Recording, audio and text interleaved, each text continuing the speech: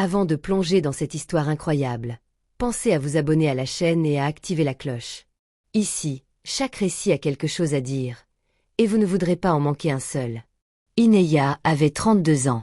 Elle vivait dans le quartier de la Croix-Rousse à Lyon, un quartier aux ruelles escarpées, au parfum de café matinal, de boulangerie artisanale et de tramway qui grincent à l'aube. Là-bas, entre les murs anciens et les fresques murales colorées, elle occupait un petit appartement sous les toits, modeste mais chaleureux, où la lumière du matin filtrait à travers des rideaux en lin blanc, caressant les piles de livres entassés près de la fenêtre. Issue d'une famille modeste, Ineya n'avait jamais connu le luxe, mais elle n'avait jamais manqué d'amour. Son père, Malik, était bibliothécaire dans une médiathèque municipale. Homme silencieux et passionné de philosophie, il lui avait transmis le goût de la lecture, du silence et de la réflexion. Sa mère, Fatou, d'origine sénégalaise, avait été cuisinière dans une école publique pendant plus de 20 ans. Elle chantait tout en préparant le mafé ou le yassa, des chansons douces de son enfance, pleines de nostalgie et de courage. Les soirs d'hiver, Ineya lisait à voix haute à ses parents des passages de Camus ou de Mariam Abba, tandis que la marmite fumait sur le feu. Son enfance avait été marquée par la chaleur humaine, le respect, la pudeur, et une éducation sans éclat mais pleine de valeurs. Devenue adulte, Ineya avait suivi des études de lettres avant de se tourner vers l'enseignement. Elle avait choisi de rester proche de sa communauté, enseignant le CP dans une petite école publique du 4 arrondissement. Elle connaissait les noms de tous les élèves, leurs frères et sœurs, leurs peurs et leurs rêves. Elle cousait elle-même des pochettes de lecture pour les enfants, faisait la classe avec patience, et restait souvent après les cours pour aider ceux qui avaient du mal à suivre. Sa vie, pourtant, était loin d'être vide. Elle était pleine de petits bonheurs. Le sourire d'un élève qui apprend à lire, une conversation avec sa mère autour d'un thé chaud, une promenade seule sur les quais du Rhône avec un carnet dans la poche. Mais Ineya était aussi une femme solitaire. Non pas par rejet des autres, mais par instinct. Elle se méfiait des relations tapageuses, des promesses creuses. Elle n'avait jamais eu de grands amours. Quelques histoires, souvent déséquilibrées, souvent brèves. Les hommes qu'elle rencontrait ne voyaient pas sa profondeur, sa lumière discrète. Certains la jugeaient trop sérieuse, trop simple, pas assez moderne. On lui disait qu'elle ne se mettait pas assez en valeur, qu'elle ne savait pas se vendre. Elle n'était pas suivie sur les réseaux sociaux. Elle portait des vêtements sobres, souvent achetés en friperie. Elle aimait les foulards colorés et les bijoux en bois. Elle riait doucement, presque timidement, comme si elle demandait la permission d'exister dans un monde trop bruyant. Puis il y eut l'accident de vélo. C'était un jeudi matin d'octobre. Il pleuvait légèrement, cette bruine fine qui colle aux cils. Ineya, fidèle à son vieux vélo turquoise, roulait prudemment sur les pavés glissants. À un carrefour, une voiture grise surgit brusquement. Elle freina trop fort. Ses mains glissèrent. Le vélo se déroba sous elle. Elle tomba violemment sur le côté, son genou heurtant le bitume. Son manteau fut déchiré. Son cartable s'ouvrit, éparpillant ses feuilles de cour sur le trottoir trempé. Un homme descendit aussitôt de la voiture. Il portait un manteau noir, une écharpe de laine grise. Grand, légèrement voûté, la cinquantaine élégante. Il courut vers elle avec un calme presque protecteur. Il la releva sans un mot, doucement, comme on relève un oiseau blessé. Son regard était intense, mais rassurant. Il ne paniqua pas.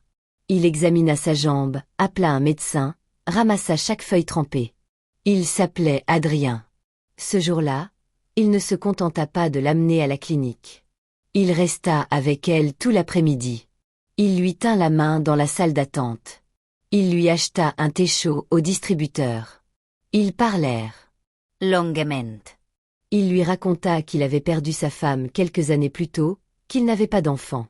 Il vivait entre Paris et Genève pour des raisons professionnelles. Il disait travailler dans la politique, mais évitait les détails.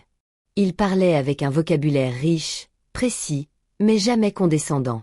Ce fut le début d'un lien étrange, presque irréel. Ils commencèrent à se revoir. Dans de petits cafés. Dans des librairies. Au musée. Toujours loin du bruit. Adrien semblait attiré par la simplicité d'Ineya, par sa douceur, sa lumière discrète. Il parlait peu de lui, mais il l'écoutait, vraiment. Il retenait tout. Le nom de ses élèves, les plats préférés de sa mère, les poèmes qu'elle aimait. Inéa, d'abord méfiante, se laissa peu à peu apprivoiser. Elle tomba amoureuse. Non pas comme on tombe dans un rêve, mais comme on entre dans une maison chaude après une tempête. Ce qui la frappait chez Adrien, c'était son humilité. Il n'avait jamais de grands discours sur lui-même. Il n'avait ni montre de luxe, ni besoin de plaire. Il disait souvent « Je travaille dans la politique, mais à un poste en retrait. » Rien de très intéressant. Elle ne posa pas de questions. Elle n'avait pas besoin de savoir. Il avait les manières d'un homme riche, c'est vrai. Il connaissait des vins rares, parlait plusieurs langues, citait des auteurs russes. Mais il n'était jamais prétentieux. Après 1 an de relation, ils se marièrent. Une cérémonie discrète, dans un petit village entouré de collines. Inéa invita ses parents, ses 2 frères, une cousine et sa meilleure amie. Adrien fit venir un vieil avocat et un couple d'amis discrets qui s'exprimèrent peu, mais l'observaient avec une fidélité silencieuse. Ce fut un mariage simple, sincère. Pas de photographe officiel. Pas de réseaux sociaux. Juste des sourires, du poulet yassa et du vin de Bourgogne. Mais malgré leur union, quelque chose restait mystérieux. Inéa n'avait jamais rencontré quelqu'un de la famille d'Adrien. Il disait qu'il n'en avait plus. Il changeait de sujet quand elle insistait. Et elle, par pudeur, n'osa jamais insister trop fort. Elle ne savait pas encore que l'homme qu'elle avait épousé n'était pas simplement discret. Il était caché. Et ce secret, un jour, allait éclater. 1 an s'était écoulé depuis leur mariage. 1 an de vie douce et discrète, faite de complicité tranquille, de lectures partagées et de dîners à 2 dans leur appartement. Inéa n'avait jamais été plus heureuse, bien que certaines zones d'ombre autour d'Adrien persistaient. Il était souvent en déplacement, parfois injoignable pendant plusieurs jours, mais il revenait toujours avec tendresse, avec des silences doux, des regards sincères et un amour qui n'avait jamais vacillé. Un jour, elle reçut un message inattendu. Il venait de David Lambert, un ancien collègue devenu directeur d'une ONG spécialisée dans l'éducation. Il organisait un gala de bienfaisance dans un palace parisien, un événement huppé destiné à lever des fonds pour les écoles des quartiers défavorisés. Inéa, qui continuait d'enseigner dans son école de quartier à Lyon, fut touchée par cette initiative. Elle en parla à Adrien. « Tu veux m'accompagner » demanda-t-elle un soir, alors qu'il dînait à la lumière des bougies. Adrien baissa légèrement les yeux, pensif. Son expression se fit plus fermée. « Je ne suis pas certain que ce soit une bonne idée. » Elle fronça les sourcils, surprise. « Pourquoi ? » ?»« C'est pour une bonne cause. Et puis, j'aimerais que mes anciens collègues te rencontrent. » Un silence suivit. Puis il hocha lentement la tête, presque résigné. « Très bien. Si c'est important pour toi, j'y serai. » Elle ne se doutait pas que, derrière cette hésitation, se cachait une crainte bien plus grande qu'un simple malaise social. L'esoir du gala arriba. Inéa passa des heures à choisir sa tenue. Elle n'avait pas les moyens des autres invités, mais elle voulait être présentable. Elle opta pour une robe longue bleu nuit, simple mais élégante, achetée avec ses économies. Elle attacha ses cheveux en chignon bas, maquilla légèrement ses yeux, et noua un foulard de soie autour de son poignet, une touche personnelle.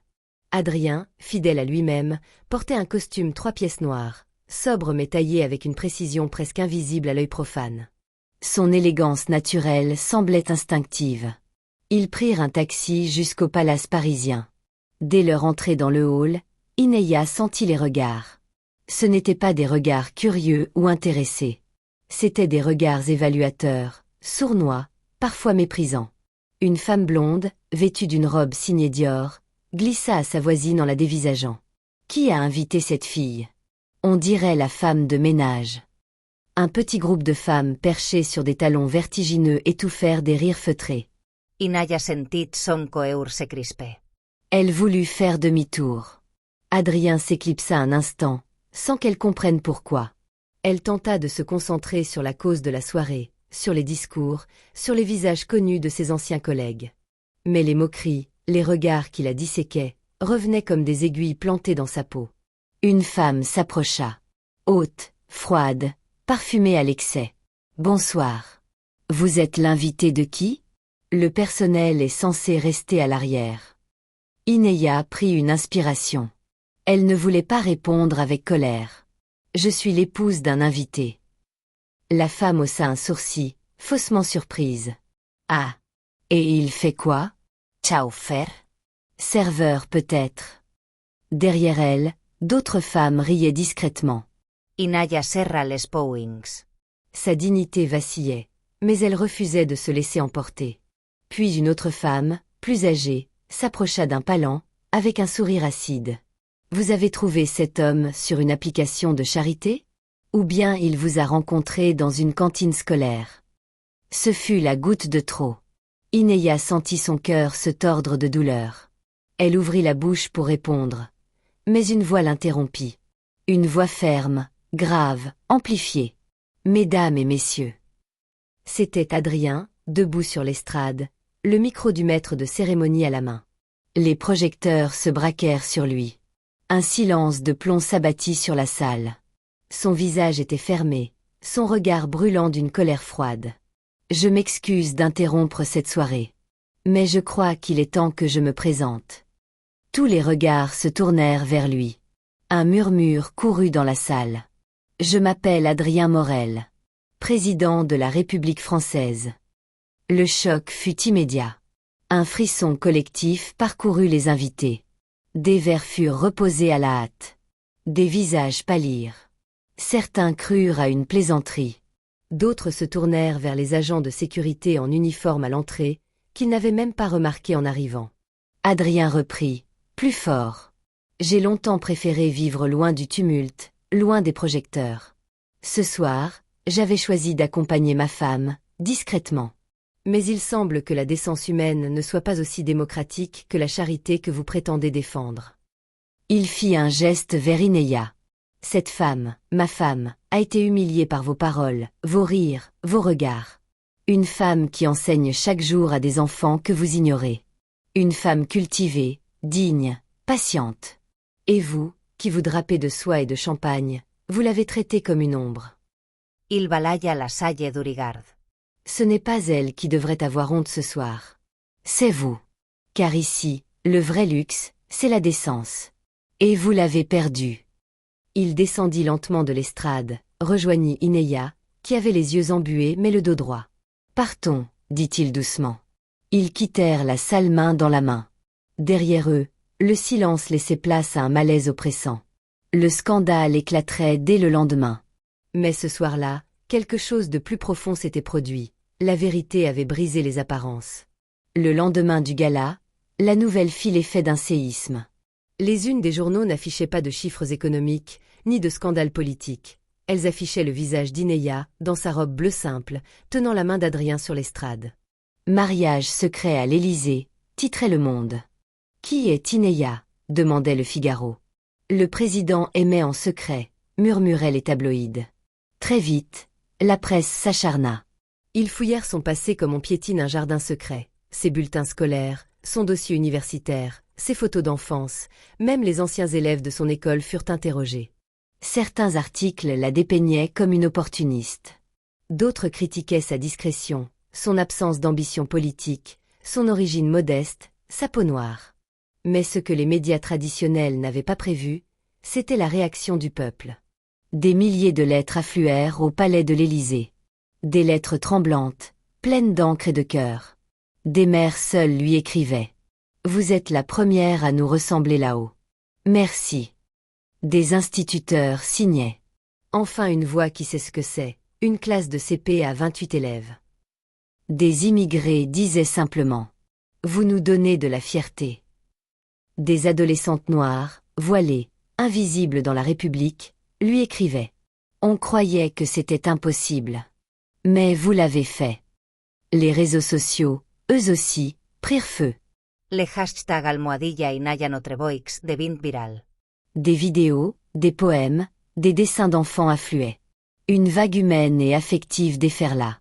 3 jours après le scandale, Adrien convoqua une conférence de presse. Les caméras de toute l'Europe étaient braquées sur lui.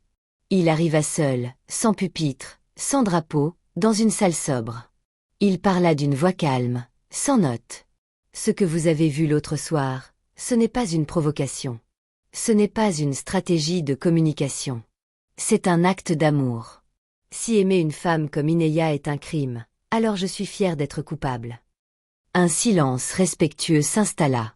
Puis, un tonnerre d'applaudissements éclata. Même ses adversaires politiques durent admettre. Il venait de retourner le cœur du pays. Mais Ineya, elle, restait à l'écart. Elle n'aimait pas la lumière.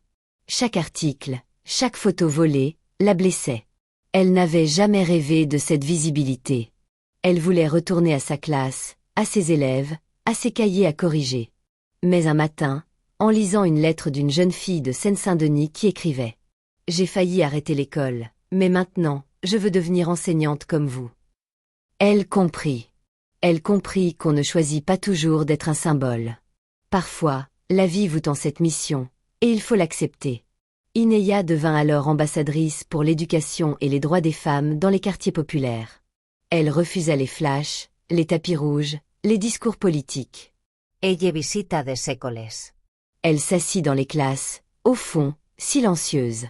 Elle parla aux enfants, aux enseignants, aux parents fatigués. Sans caméra. Sans discours écrits. Seulement sa voix. Sa présence. Elle fit campagne pour des bibliothèques gratuites. Pour des cantines de qualité. Pour des formations accessibles. Elle donna un sens nouveau à son statut, celui de porte-voix des invisibles.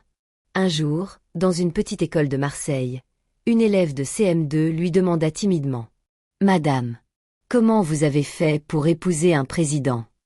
Ineya sourit, s'agenouilla à sa hauteur et répondit doucement « Je n'ai pas épousé un président.